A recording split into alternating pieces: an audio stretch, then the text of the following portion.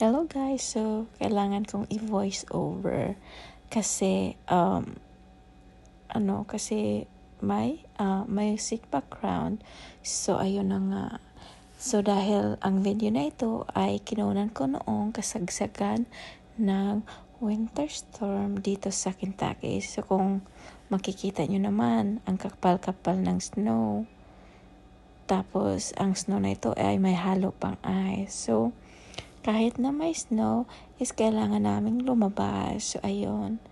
Nag-video na lang ako para makita nyo kung ano ang itsura. So, kung malalaman nyo guys, napakadelikado ang daan pag nag-snow.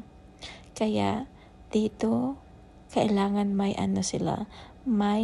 may truck na naglalagay ng asin sa daan para matunaw yung snow.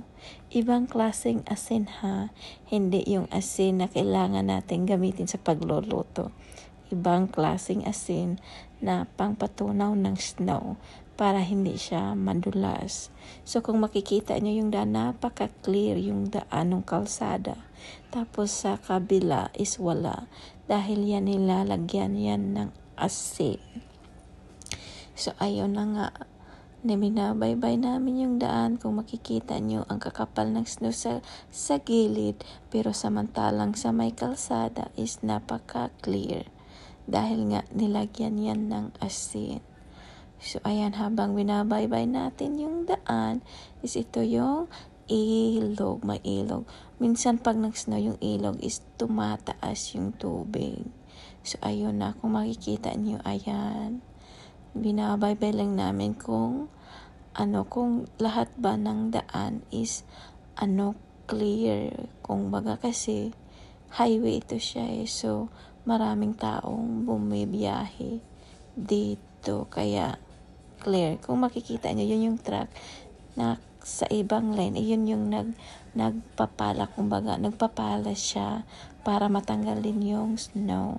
Tapos may truck din naglalagay ng asin kasi kung hindi is kakapal yung snow, hindi magwo-work yung asin. So ayun, tingnan na yung bundok, napakaputi.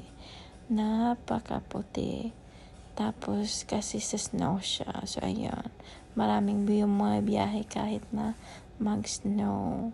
Kaya pag nagbibiyahe kayo sa snow, kailangan lang dahan-dahan kasi madulas yung daan. So ayun na, napakaganda. Kung makita nyo guys yung paligid, napakaganda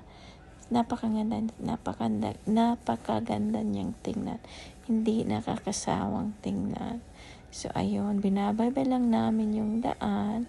Tapos check lang para lang walang magawa tinitingnan lang kung kung clear ba yung mga kalsada kasi baka magkakilala kaming hindi makalabas dahil sa snow. So ayun.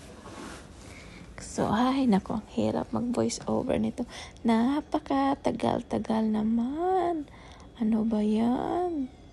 So, ayun na nga, guys. So, diba, napakaganda ng paligid. Hindi nakakasawang tingnan. Kung makikita yung bahay na maliit na yan yan po ay storage na pwedeng gawing bahay na maliit. So, ayan. Storage lang po siya, guys. So, binaybay na naman natin yung daan. Iwan ko kung saan kami papunta dito, pero nag-ikot-ikot lang kami sa buong Frankfurt. Tinitingnan lang namin kung clear ba yung mga kalsada. Oh my God. Dito, ang kalsada na ito ay papunta ito sa mga bahay-bahayan. Yung kalsada naman dito ay hindi siya masyadong clear. Unlike doon sa highway. Kung makikita nyo guys, siguro mga 2 beses lang ito pinala simula nung umaga. Kaya tingnan nyo ang kapal ng snow kasi ang daan na ito is papunta sa mga bahay-bahayan. Unlike doon sa isang malinis is yun yung parang highway kumbaga. So ayan, di mo masyadong makita yung daan dahil sa kapal ng snow.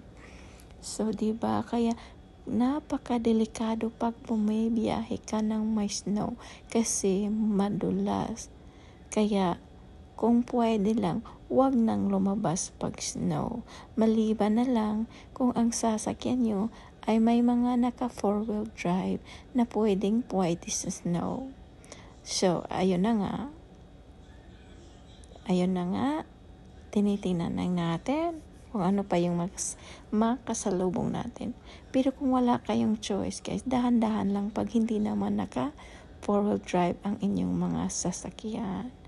So, ayun, kung kailangan talaga nyo nung lumabas at hindi kayo naka 4-wheel drive is dahan-dahan lang. Kasi napaka-delikado yung daan at saka napakadulas ng daan. So, ayun na nga, may pinuntahan pala namin yung biyanan ata siguro. Basta may pinanagkakilala kasi na yung truck niya na ano bang tawag. Basta, yun. So, makikita nyo guys, yung daan sa mga papuntang kabahayan, hindi masyado clear yung daan. Parang 2 beses lang ata to nilagyan ng pinala ng sasakyan. Kasi kung makikita nyo, hindi mo makikita ang kapal-kapal ng snow sa daanan. So, yan yung daan. So, ayun, binaybay namin kasi may pupuntahan kami. So, ayun na nga kung makikita nyo guys, diba, kaibahan doon sa isang highway na malinis talaga, clear na clear. Samantalang dito, hindi. Kapal pa ng snow. So, ayun. So, binaybay natin, binaybay lang ng binaybay. Tingnan nyo, diba? Tapos, ang ganda talaga ng paligid, guys. Hindi nakakasawang tingnan yung paligid. Napakaganda. So, ayan, yung mga bahay-bahayan. Diba? Hindi, yung mga sasakyan, tingnan mo, ang kapal nga ng snow, hindi na sila lumabas. Kasi kung pwede lang, wag nang lumabas pag may snow kasi delikado.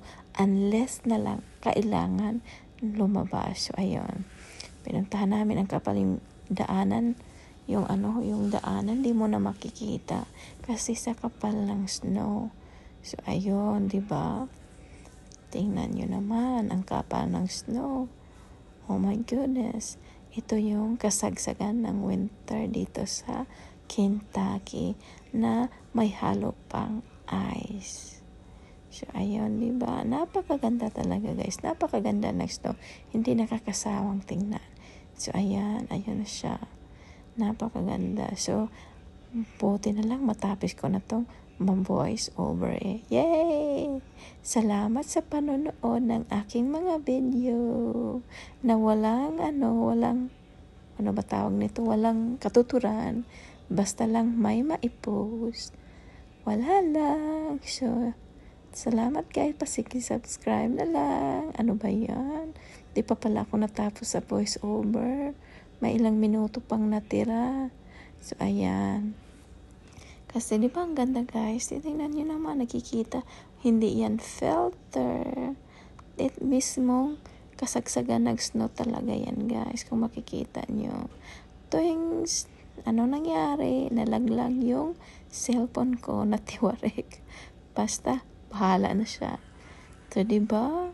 So, ito naman, yung isa is yun yung pinuntahan kami sa store kasi may pupuntahan kami sa store. Kung makikita nyo, diba? So, ito yung store na loose ng mga nagbibinta na kung mga ano-ano. So, ayan. Tingnan nga nila yung pa dyan. So, ayan, diba? Yan yung store, kahit store. May mga asin-asin. Ayan, yung pinabayaan lang nila yung mga lawnmower nila. Kasi nga, hindi naman yun masisira.